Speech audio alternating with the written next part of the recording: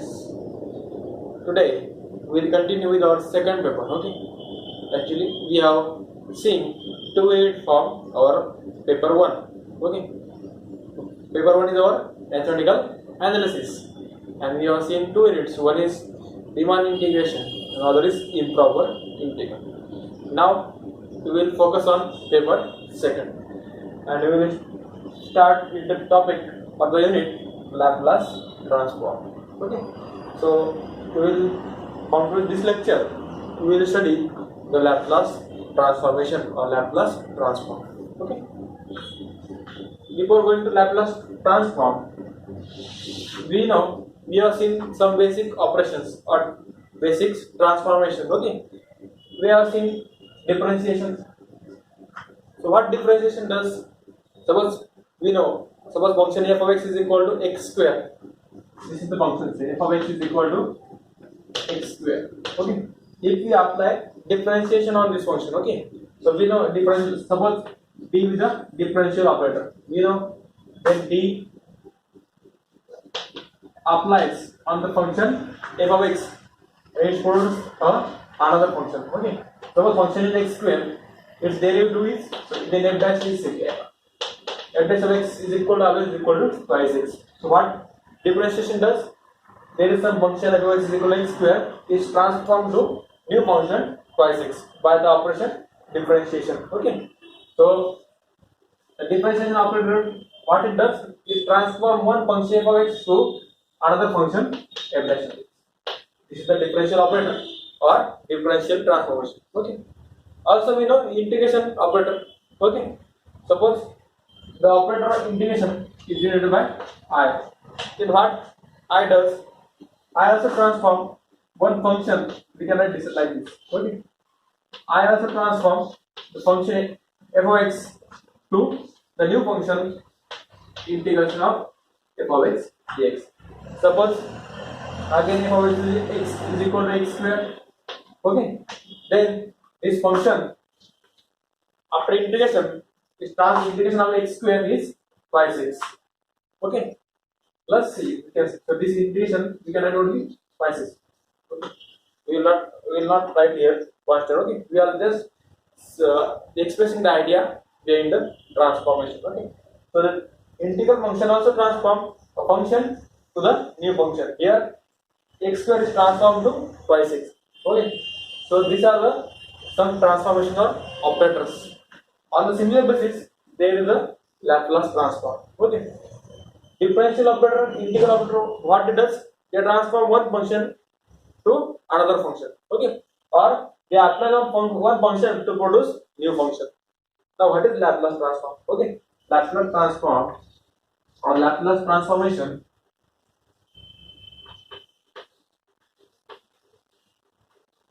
is the operator which transform a function of real variable t, function of real variable t, that is, we can say function is f of t. Okay, Laplace transform is an operator which transform a function of real variable t to the another function, to a function of real variable denoted by f of. So this is the transformation which transform one function to another function. Function of variable t to is transformed to function of variable s. Okay, so these are some operators. Now we are not defined here Laplace definition of. We are not defined what is actual Laplace transform. We just have given idea what Laplace transform does. Okay, you have seen differential operator and integral operator transform one function to another function. And Laplace transform function of variable t to function of variable s. Okay. Now we will see definition of Laplace transform. So let f of t be a given function.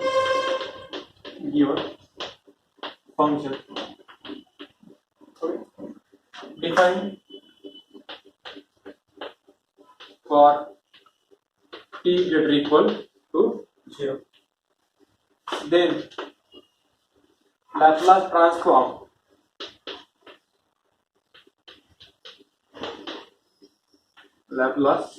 transform of f of t is defined as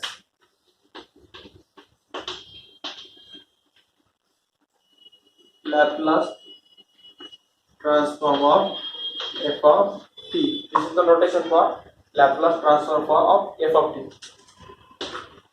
After transformation, new function is defined as f of s. Okay. And it is given by the integral 0 to infinity.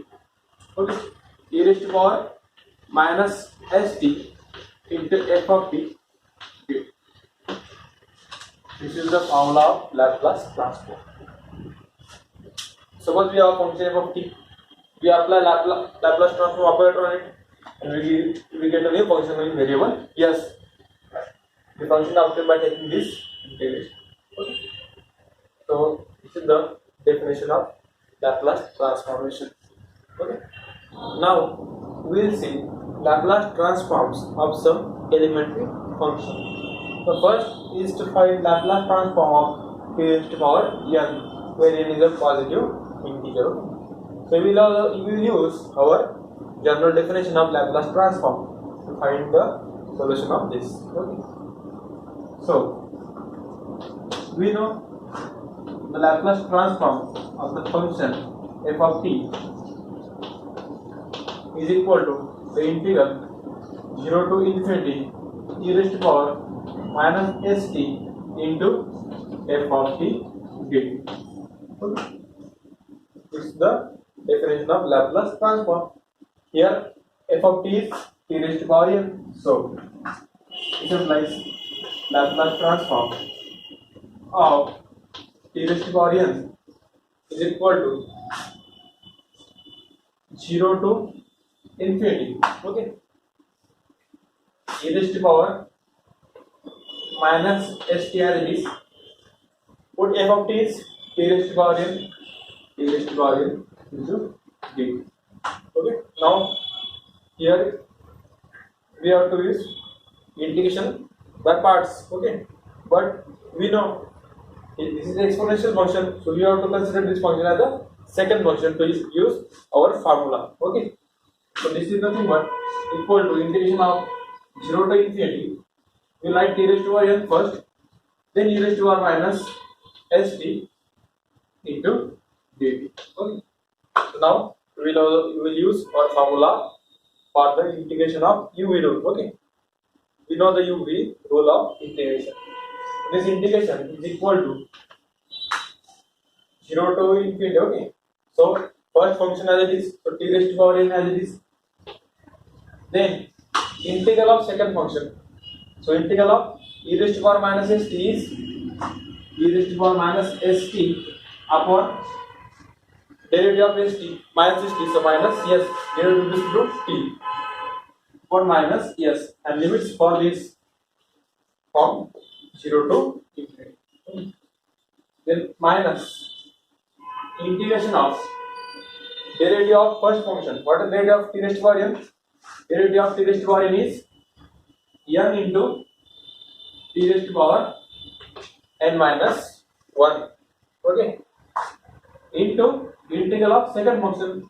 Integral of this function is e raised to power minus st upon minus of yes. Okay.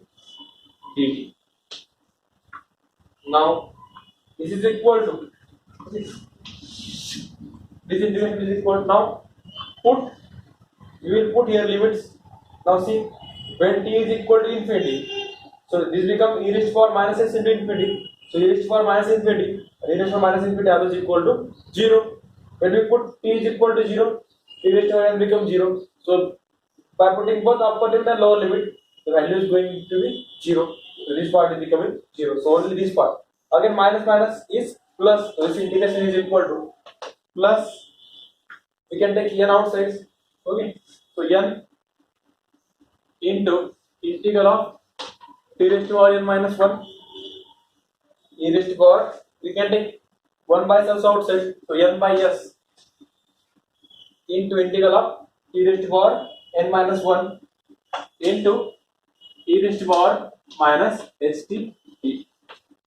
Now, again, you have to use UV rule. You have to continue to use UV rule whenever up to the t raised to power, the power of t raised to power n goes to vanishes.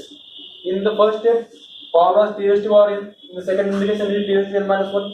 So we have to integrate n times this integral by parts, so that this function will get vanished. Okay.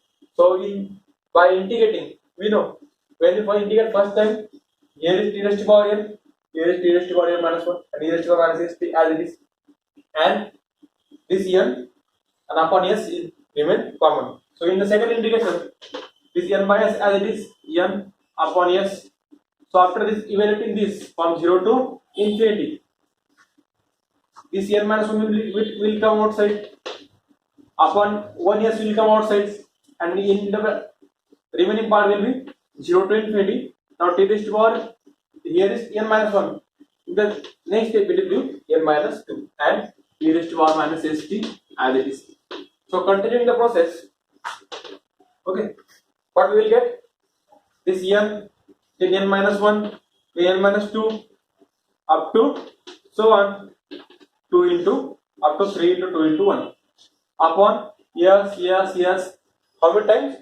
We are integrating n times. So n time yes. So s is to power n in bracket. So for in integral, only now this term e raised to power n get vanished. Only term remains is e raised to power minus st dt. Now this n minus 1, n minus 2 up to 1 is n factorial. This is equal to n factorial upon s raised to power n. Now we know the integral of e raised to power minus st is e raised to power minus st upon minus s. Okay, and limits from 0 to infinity. When we put t is equal to infinity, e raised to power infinity become 0. Okay, this is equal to n factorial upon this s we can take outside, so here becomes s raised to power n plus 1. So in bracket put first infinity. So e raised to power minus s into infinity is e raised to power minus infinity, and e raised to power minus infinity is 0.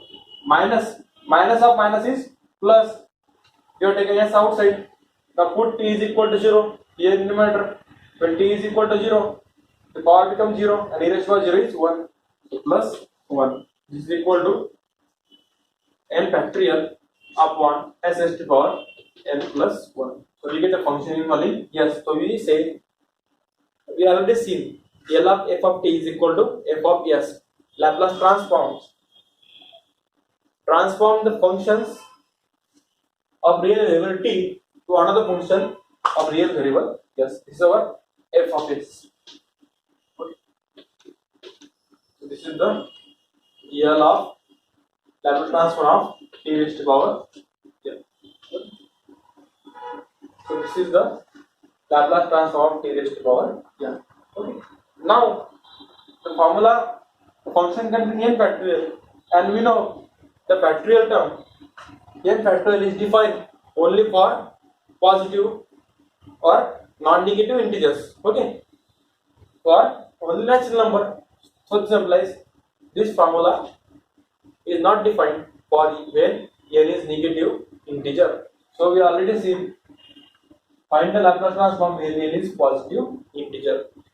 To find the formula for negative integer, we have to take help of the gamma function. Okay, now we will define what is gamma function. So understand this Laplace transform of first elementary function t raised to power n when n is positive integers, and we cannot use this formula for negative integers because we cannot find the factorial of negative integers. Okay, now we will see gamma functions. Okay, so the integral 0 to infinity of t raised to power n minus 1 into e raised to power minus t dt for n greater than 0 is called gamma of the integer n. Okay. Also, this definition is for n greater than 0. I will told you the gamma function. What is how we define gamma function for n when n is negative? This is for n is positive. Gamma of n is equal to the integral 0 to infinity of t raised to power n minus 1 into e raised to power minus t dt. Now we will see some properties of gamma function. We can easily verify that gamma of the n plus 1 is always equal to n into gamma of n. Also, gamma of n plus 1 is always equal to n factorial. Okay. Gamma of 1 is equal to 1. You can put n is equal to 1 here. Okay. Put n is equal to 1. So 1 minus 1, this t raised to 0 becomes 1. So the integral of e raised to power minus t is e raised to power. So for put n is equal to 1, so we get gamma of 1. Okay, is equal to the integral 0 to infinity. Put n is equal to 1, so t raised to power 1 minus 1, t raised to power 0 is 1. Just integral of e raised to power minus t dt. What is the integral of e raised to minus t? This is equal to e raised to power integral of e raised to minus t is e raised to minus t upon minus 1 and limits from 0 to infinity. When you put t is equal to infinity, so e raised to power minus infinity is 0. Now 0 minus of again this minus, put t is equal to 0, e raised to power 0 is 1, minus of minus 1 is plus 1. So gamma of 1 is equal to 1. Okay. Also gamma of 1 by 2 is always equal to root 1. There are some properties of gamma function. Now this integral is convergent. This is again improper integral. You can see this is convergent only for n greater than 0. Okay. So for n is when n for n less than 0, gamma function is defined as gamma of n is equal to gamma of n plus 1 upon n when n is negative. For example, gamma of minus of 1 by 2. Okay, here n is minus 1 by 2. So this value is equal to gamma of n plus 1. So here n is minus 1 by 2 plus 1 upon n is minus 1 by 2. Now 1 minus 1 by 2 is plus 1 by 2. So this is equal to gamma of 1 by 2 upon minus of 1 by 2. So gamma of 1 by 2 upon minus of 1 by 2 becomes this value is in denominator. So minus 1 by 2 in denominator, when it goes in numerator it becomes minus 2. So minus 2 times gamma of 1 by 2. But gamma of 1 by 2 always equal to root pi. So this is equal to minus 2 times root pi. This is the value of gamma of minus 1 by 2. Okay. So this is the definition of gamma function when n is negative. Again, gamma function is defined for n is negative, but is defined only for fraction. Okay, not defined for negative integer. If you put n is equal to, also if you put n is equal to minus 1, or first this function is not defined. Gamma function not defined for n is equal to 0. Okay, because if you put n is equal to 0, okay, so gamma of 0 is equal to gamma of 0 plus 1, so gamma of 1 upon 0. So when denominator becomes 0, function is not defined. Similarly, gamma function is not defined for negative integers, for n is equal to minus 1, minus 2, etc. Why? If you put n is equal to minus 1, then gamma of minus 1 is equal to gamma of minus 1. Put n is equal to minus 1. The plus 1 as it is upon n. N is minus 1. Again, this is equal to gamma of minus 1 plus 1 is 0. Gamma of 0 upon minus 1. But gamma of 0 is not defined. This implies gamma of minus 1 is not defined. Similarly, gamma of -2, -3, -4 is not given. Okay, this is the idea of gamma function. So using this gamma function idea, we will find the Laplace transform of t raised to power n when n is negative. Okay. Now using gamma function, we will again find Laplace transform of t raised to power n. We have already derived Laplace transform of t raised to power n, but now we will use the gamma function. Okay, so we will use, or we will put here s into t is equal to u. Okay, that is t is equal to u by s. Since we are substituting or changing the variable, our this dt will also change because variable changes. Okay, so here t is equal to u by s. This implies dt will be equal to du upon s. Okay, so and limit will be same because when t is equal to 0, u will also equal to 0. When t is equal to 0, value of u also equal to 0. Okay, so dt also equal to, so when t is equal to infinity, u is also equal to s into infinity, that is u also equal to infinity. So there is no change in the limits. This implies Laplace transform of t raised to power n will be equal to integration from 0 to infinity.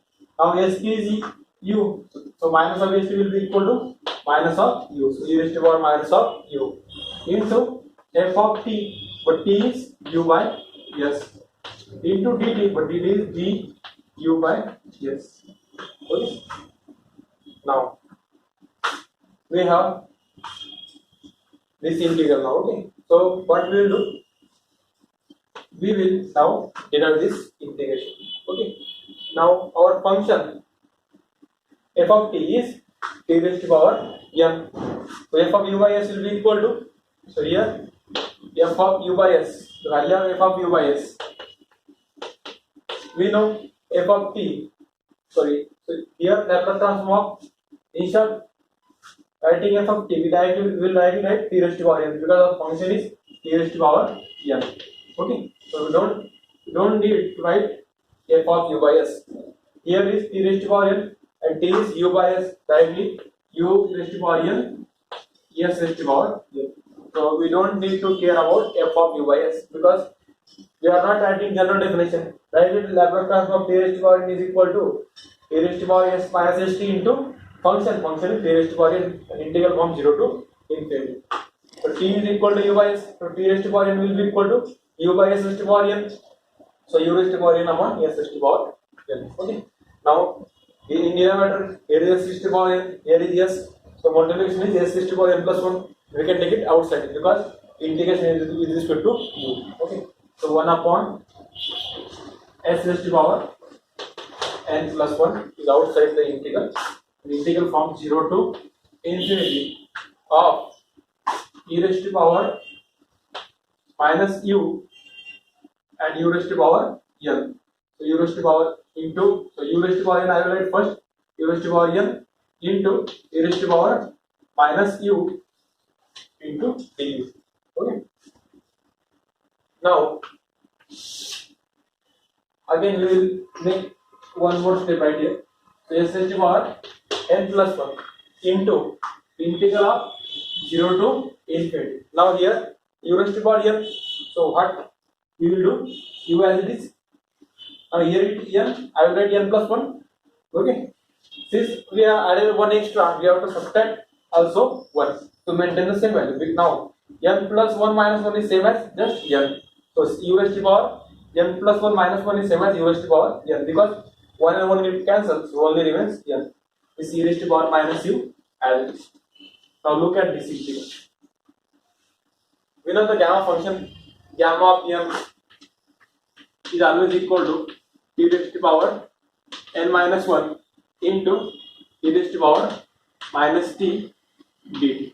Okay, here variable t is variable u. Now see, u raised to power n plus 1 minus 1, gamma of n is n minus 1, so this is gamma of n plus 1. See now, u raised to power n plus 1 minus 1 into e raised to power minus 1, same as t raised to power n plus 1 minus 1 e raised to power minus t dt. So comparing with our gamma function, this is nothing but gamma of n plus 1.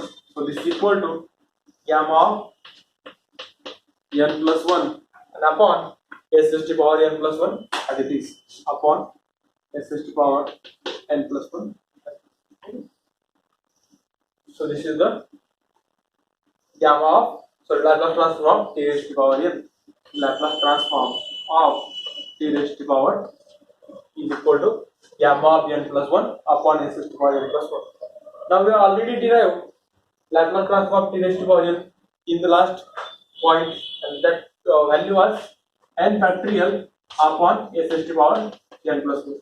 Now the value is same because we know gamma of n plus 1 is always equal to, for n greater than 0, we know gamma of n plus 1 is always equal to n factorial. This is equal to n factorial upon s raised to power n plus 1. Same value. Okay. Now this, so now we conclude. So we have Laplace transform of t raised to power n is equal to n factorial upon s raised to power n plus 1, where n is equal to 0, 1, 2 up to so on, or when n is positive. Okay. So now, so when n is positive, when n greater than 0, for Laplace transform of t raised to power n plus 1, so it is, or t raised to power n is gamma of n plus 1 upon s raised to power n plus 1 for n is equal to 0. Okay. And Laplace transform of t raised to power n is equal to gamma of n plus 1 s raised to power n for n is less than 0 and not equal to integer. Okay. But only change is here. Here also gamma of n plus 1 upon s raised to power n plus 1. Here also gamma of n plus 1 upon s raised to power n plus 1. But the change is when n is less than 0, this gamma function and this gamma function is changed. This gamma function when n is greater or equal to 0, this gamma function when n is less than 0, there is change. We already seen. So here gamma of n is equal to gamma of n plus 1 upon n. We know this formula when n is negative. So here gamma function different from this gamma function. This is the Laplace transform of t raised to power n when for n is positive, n is equal to 0, n is negative. Okay.